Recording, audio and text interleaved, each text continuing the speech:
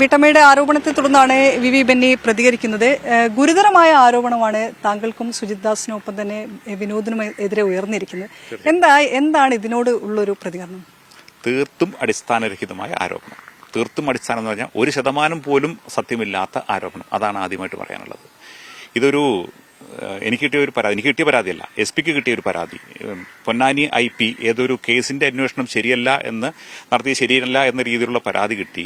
ആ പരാതിയിൽ ഞാൻ അന്വേഷിക്കുന്ന സമയത്താണ് ഇത്തരത്തിലുള്ള ഒരു ആരോപണം ആദ്യമായിട്ട് ഈ സ്ത്രീ പറയുന്നത്. ഞാനിപ്പോൾ അത് മനസ്സിലാക്കിയ സംഗതിയാണ്. തിരൂർ DYSP ഓഫീസിൽ നിന്ന് ഇതെന്താണ് സംഭവം, 2 വർഷം മുമ്പുള്ള കാര്യങ്ങളാണ്, കൃത്യമായിട്ട് ഓർമ്മയില്ലാത്തതുകൊണ്ട് തന്നെ. ആ ആരോപണത്തിൽ ഇത്തരത്തിൽ വീട്ടിൽ പോയ സമയത്ത്, പരാതി അന്വേഷിക്കാൻ പോയ സമയത്ത് കയറി പിടിച്ചു എന്നുള്ള രീതിയിലുള്ള ഒരു പരാതി അതിൽ പറഞ്ഞിരുന്നു. അപ്പോൾ ആ സംഗതിയും അന്വേഷണം നടത്തി. ആ സംഗതി അന്വേഷണം നടത്തിയില്ലാത്ത കഴമ്പില്ല, വളരെ കളവായിട്ടുള്ള പരാതിയാണെന്ന് ബോധ്യപ്പെട്ടതിന്റെ അടിസ്ഥാനത്തിൽ ഞാൻ SP റിപ്പോർട്ട് കൊടുക്കുന്നു. SP അത് വീണ്ടും അന്വേഷണം നടത്താൻ മറ്റൊരു DYSP കൊടുക്കുന്നു. സ്പെഷ്യൽ ബ്രാഞ്ച് DYSP അത് അന്വേഷണം നടത്തുന്നു. ആ അന്വേഷണത്തിലും ഇത് കളവായിട്ടുള്ള പരാതിയാണെന്ന് ബോധ്യപ്പെടുന്നു. ആ പെറ്റീഷൻ അവിടെ ക്ലോസ് ചെയ്യുന്നു. ഇതാണ് അതുമായി ബന്ധപ്പെട്ട് ആകെ ഉണ്ടായ സംഗതികൾ. ഇപ്പോൾ അന്വേഷിക്കുന്ന ഗുരുതരമായ ആരോപണങ്ങളൊന്നും അന്നത്തെ ആ പരാതിയിലും ഉണ്ടായിരുന്നില്ല. ഇല്ല, അങ്ങനെ ഒരു പരാതി അല്ലെങ്കിൽ തന്നെ എനിക്കെതിരെ പറയുന്ന പരാതി എന്ന് പറഞ്ഞാൽ ഞാനൊരു അന്വേഷണം നടത്തിയ ശേഷമാണ് DYSP സ്പെഷ്യൽ ബ്രാഞ്ച് ഈ കേസിൽ അന്വേഷണം നടത്തുന്നത്. അങ്ങനെയെങ്കിൽ ഞാൻ അന്ന് ബുദ്ധിമുട്ടിച്ചിട്ടുണ്ടെങ്കിൽ, ശല്യം ചെയ്തിട്ടുണ്ടായിരുന്നെങ്കിൽ DYSP സ്പെഷ്യൽ ബ്രാഞ്ചിനോട് പറയുന്ന സംഗതിയിൽ ആ കാര്യം, എന്റെ കാര്യം കൂടെ പറയാം. ആ കാര്യങ്ങളൊന്നും അന്ന് പറഞ്ഞിട്ടില്ല, ആ പരാതിയിലില്ല. ഇല്ല.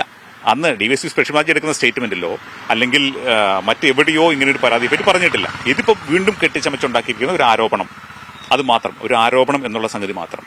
എന്താണ് അതിൽ താങ്കൾ കാണുന്നത്? എന്തുകൊണ്ടായിരിക്കും ഇത്ര ഒരു ആരോപണം വരാനുള്ളൊരു കാര്യം? ഞാൻ പ്രതീക്ഷിക്കുന്ന സംഗതി, ഈ ന്യൂസ് ആദ്യം പുറത്തുവിട്ടിരിക്കുന്ന ഒരു ചാനൽ, ആ ചാനലിന്റെ പ്രധാന ആൾക്കാർ, MDO, മാനേജിംഗ് ഡയറക്ടറോ അല്ലെങ്കിൽ ഉടമസ്ഥരോ ഒക്കെ ആയിട്ട് പറയുന്ന ആൾക്കാർ മുട്ടിൽ മരമുറി കേസിന്റെ പ്രധാന പ്രതികളാണ്.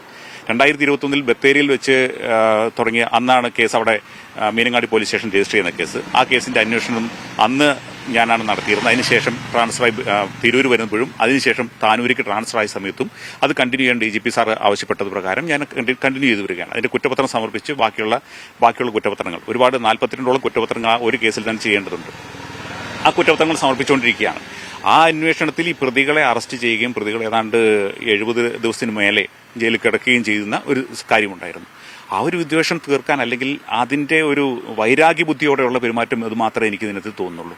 അല്ലാതെ വേറൊരു കാരണവും കാണാൻ ഇല്ല. കാരണം എന്തെങ്കിലും തരത്തിൽ ഈ സ്ത്രീയുമായിട്ട് ബന്ധമുണ്ട് എന്ന് പറയുന്നതാണെങ്കിൽ ഓക്കെ. അങ്ങനെ യാതൊരു ബന്ധം, ഫോൺ വഴിയോ അല്ലെങ്കിൽ നേരിട്ടോ കാണുകയോ സംസാരിക്കുകയോ ചെയ്തിട്ടില്ലാത്ത ഒരാളെ കൊണ്ട് ഇത്തരത്തിലുള്ള ഒരു ആരോപണം ചെയ്യുക എന്ന് പറഞ്ഞാൽ കെട്ടിച്ചമച്ച എന്ന് മാത്രമേ പറയാനുള്ളൂ. ഇത് വേറെ എന്തെങ്കിലും തരത്തിലുള്ള ഗൂഢാലോചന ഇതിൽ നടന്നിട്ടുണ്ടോ എന്നുള്ള, എന്ത് തരത്തിലുള്ള ഗൂഢാലോചന അന്വേഷിക്കണം. എങ്ങനെ ഇത് വന്നു എന്നുള്ളത് അന്വേഷിക്കണം. അതെനിക്ക് പറയാൻ പറ്റില്ല. ഏതായാലും ഈ തരത്തിലൊരു വിരോധം ഈ ചാനലിന്റെ ഉടമസ്ഥന്മാർക്ക് എന്നോടുണ്ടെന്ന കാര്യം യാഥാർത്ഥ്യമാണ്. ഒരു കേസിന്റെ അന്വേഷണം നടത്തി എന്നുള്ളത് കൊണ്ട് മാത്രം ഇങ്ങനെ പുറകെ നടന്നു. ഇതിനു മുമ്പും പല സംഭവങ്ങളുണ്ട്, നിങ്ങൾക്കെല്ലാം അറിയാവുന്ന കാര്യങ്ങളാണ്. പല രീതിയിലും ടാർഗറ്റ് ചെയ്ത് പുറകെ നടന്ന് മോശമാക്കാനുള്ള രീതിയിൽ പല കാര്യങ്ങളും മുമ്പും നടന്നിട്ടുണ്ട്. അപ്പോൾ അതെല്ലാം ഇതിന്റെ ഭാഗമായിട്ട് ഈ കേസിന്റെ അന്വേഷണത്തിന് ശേഷം സംഭവിച്ചിരിക്കുന്ന കാര്യങ്ങളാണ്. ഇത്തരത്തിൽ പോകുന്നത് ശരിക്കും ക്രിമിനലുകളെ വളർത്തിയെടുക്കാനുള്ള, ഒരു പോലീസ് ഉദ്യോഗസ്ഥന് അവന് ഡ്യൂട്ടി ചെയ്യാൻ സാധിക്കാത്ത രീതിയിൽ ഈ രീതിയിലുള്ള വാർത്തകൾ വരുന്നത് ക്രിമിനൽസിനെ വളർത്തിയെടുക്കാനുള്ള ഒരു മാർഗമായിട്ട് മാത്രമേ കാണാൻ പറ്റൂ. എന്താണ് ഇനി താങ്കൾ പറയുന്നത് തീർത്തും അടിസ്ഥാനരഹിതമായ ഒരു ആരോപണമാണ് എന്നുള്ളത്? അപ്പോൾ പിന്നെ സ്വാഭാവികമായിട്ട് നിയമപരമായിട്ട് നീങ്ങായിരിക്കും. എന്തായിരിക്കും താങ്കൾ മുന്നോട്ടുള്ള ഒരു നടപടി? എന്തൊക്കെ നിയമങ്ങളിൽ പോകാൻ പറ്റുമോ, ഒന്ന് സിവിലായിട്ടുള്ളതും ക്രിമിനലായിട്ടുള്ളതും, നിങ്ങളുടെ ചാനലുമായി ബന്ധപ്പെട്ട സംഗതി ക്രെഡിബിലിറ്റി ഇല്ലാത്ത രീതിയിൽ ന്യൂസുകൾ കൊടുക്കുന്നതിന്, കളവായ ന്യൂസുകൾ കൊടുക്കുന്നതിന് പരാതി കൊടുക്കാൻ സാധിക്കുമെങ്കിൽ ആ രീതിയിലും, പിന്നെ ഡിപ്പാർട്ട്മെന്റ് തലത്തിൽ DGPക്കും മുഖ്യമന്ത്രിക്കും ഒക്കെ പരാതി കൊടുക്കാൻ മുമ്പോട്ട് പോകും. ഇതിനകത്ത് ഇത്തരത്തിലുള്ള പരാതി ഫോർവേഡ് ചെയ്തിട്ടുണ്ടോ? അതായത് ഏതെങ്കിലും രീതിയിൽ മേലെന്നുള്ള ഉദ്യോഗസ്ഥർ ആരെങ്കിലും താങ്കളോട് ഇക്കാര്യം അന്വേഷിക്കുകയോ ചെയ്തിട്ടുണ്ടോ? നേരത്തെ ഞാൻ ഈ പരാതി കൊടുത്തിരുന്നു.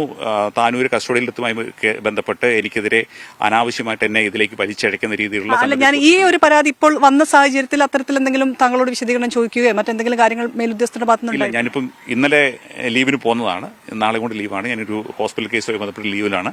അപ്പോൾ അതുകൊണ്ട് ചെന്ന ശേഷം എനിക്ക് പരാതിയായിട്ട് സബ്മിറ്റ് ചെയ്യാൻ പറ്റുള്ളൂ. അത് തീർച്ചയായിട്ടും കൊടുത്തിരിക്കും. താമസം പിന്നെ കൊടുക്കും.